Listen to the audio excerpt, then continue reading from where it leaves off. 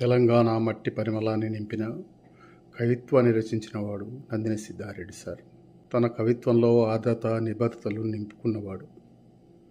భూమి స్వప్నం, సంభాషణ, దివిటి, ప్రాణహిత, ఒక బాధ కాదు, నది పుట్టుబడి, యుగురం, ఆవర్తనం, ఇక్కడి చెట్ల గాలి, అనిమేష, నాగేటి చాలల్ల పాటలు, చిత్రకన్ను కథా సంపుటి, నాగటి తరం నవల, ఇవన్నీ తన రచనలు. ఈ రచనలు తన సుదీర్ఘ సాహిత్య కృషికి నిదర్శనాలు. మరసంలో తనది ప్రధాన భూమిక. మలిదశ తెలంగాణ ఉద్యమంలో తన సాహితీ ప్రస్థానం అవిస్మరణీయం. తనకు ఈ కేంద్ర సాహిత్య అకాడమీ అవార్డు లభించడం అనేది తెలంగాణ కవిత్వానికి దక్కిన గౌరవంగా భావిస్తాను.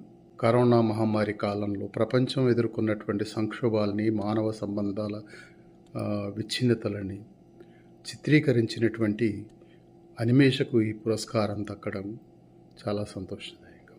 కేంద్ర సాహిత్య అకాడమీ పురస్కారం అందుకుంటున్నటువంటి నందిని సిద్ధారెడ్డి సార్కి హృదయపూర్వక శుభాకాంక్షలు.